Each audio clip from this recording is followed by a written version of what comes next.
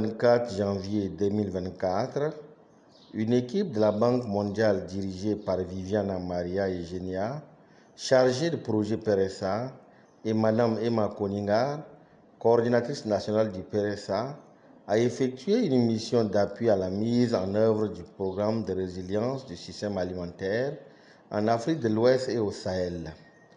Cette mission d'une importance stratégique avait pour but principal d'évaluer les progrès réalisés depuis la dernière visite et de proposer des recommandations pour l'avenir du programme. Dans cette optique, les objectifs de la mission étaient multiples. Tout d'abord, l'équipe a analysé les résultats des différentes composantes du programme. Ensuite, elle a mesuré l'avancement des recommandations précédentes et examiné des aspects clés tels que la passation de marché, la gestion financière, le suivi et évaluation, ainsi que l'intégration des cadres environnemental et social dans les activités du programme. Ainsi, l'équipe a pu dresser un bilan des actions menées jusqu'à présent. Dans le cadre de cette évaluation, une étape cruciale a été la réalisation d'une visite de terrain dans les localités de Tapol et de Nessang, situées à environ 60 km de la province du Logone occidental. Ces visites ont joué un rôle essentiel car elles ont permis à l'équipe de rencontrer les bénéficiaires du programme, d'évaluer les actions menées et de recueillir leurs retours afin d'identifier les défis à surmonter pour garantir une mise en œuvre plus efficace.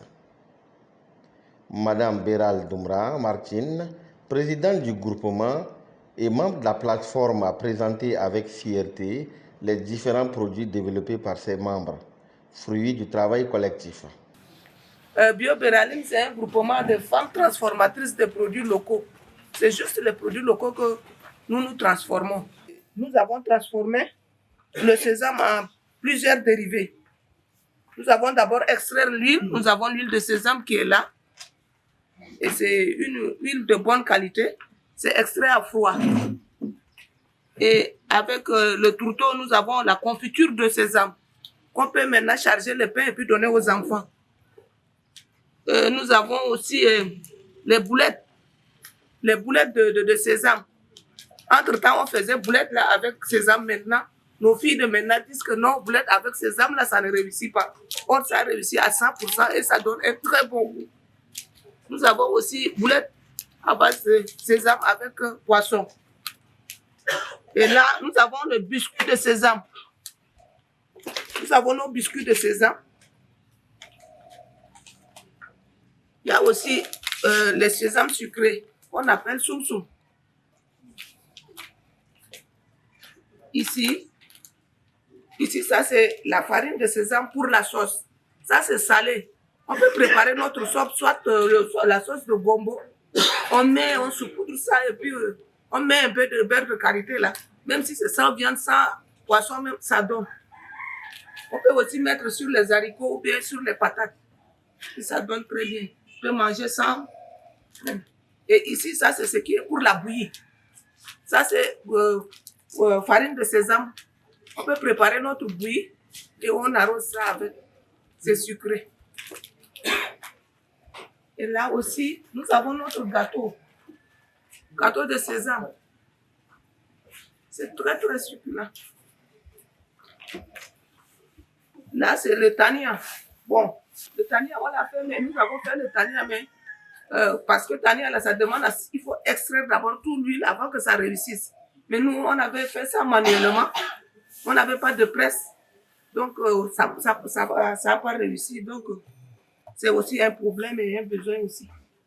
Et là, BioBéraline, c'est débris avec les matériels traditionnels, on peut dire. On les fait manuellement. Et c'est ainsi qu'on n'a pas pu faire, on n'a pas pu transformer en quantité ou bien la qualité aussi, on peut dire. Concernant la commercialisation de ces produits, elle a souligné que BioBéraline bénéficie des formations proposées par les ONG et autres projets pour optimiser la vente de ces produits. Par ailleurs, le groupement participe activement aux foires internationales et nationales où il met en avant ses produits pour élargir sa clientèle. BioBéraline profite toujours des opportunités.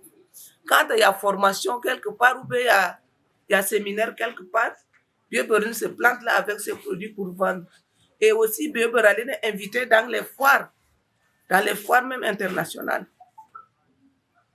Chaque année, Bioberlin est invité surtout au Cameroun.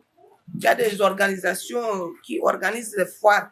Par exemple, la foire transfrontalière au Cameroun. Ça fait déjà la 5e année que Bioberlin est en train de participer à cette foire-là.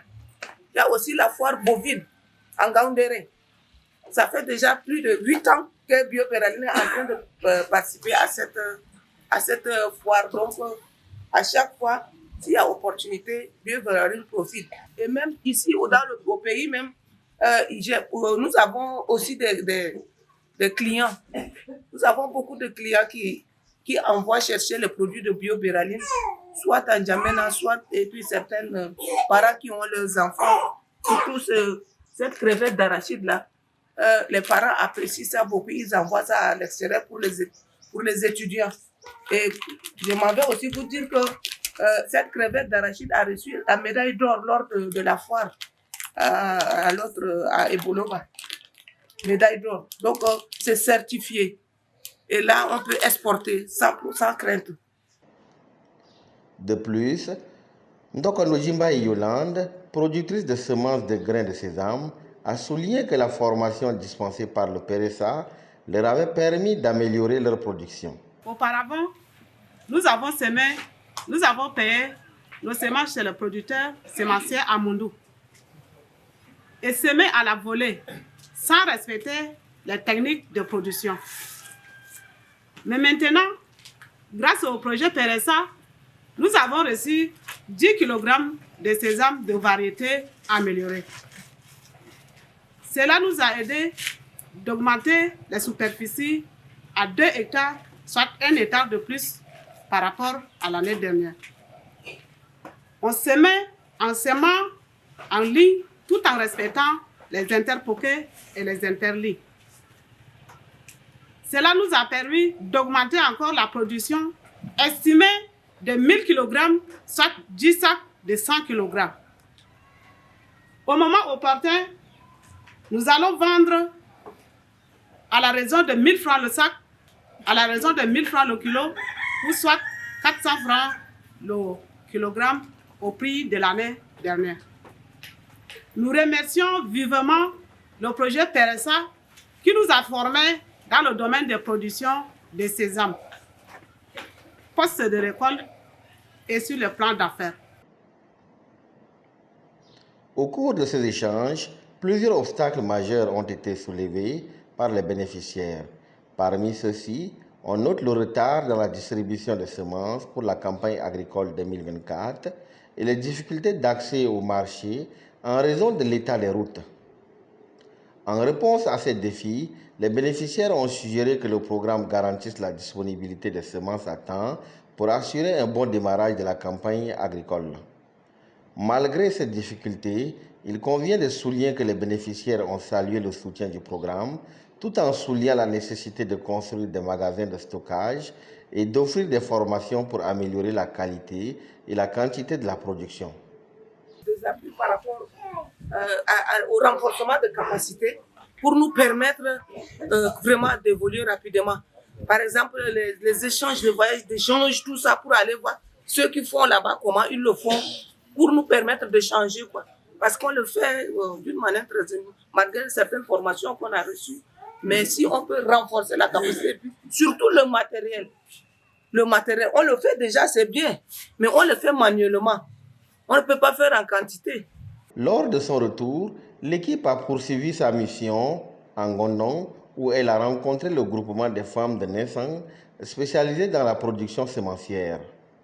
Là encore, les membres du groupement ont exposé leurs semences et partagé leurs préoccupations, notamment les problèmes liés au stockage et l'organisation des formations pour renforcer les capacités techniques des membres du groupement. Une nouvelle demande est exprimée, la construction des magasins de stockage pour répondre aux besoins croissants des producteurs locaux. Au terme de cette mission, un état de lieux détaillé a été dressé, mettant en lumière les progrès réalisés, tout en identifiant les défis persistants qui nécessitent des actions ciblées pour garantir le succès de ce programme d'envergure.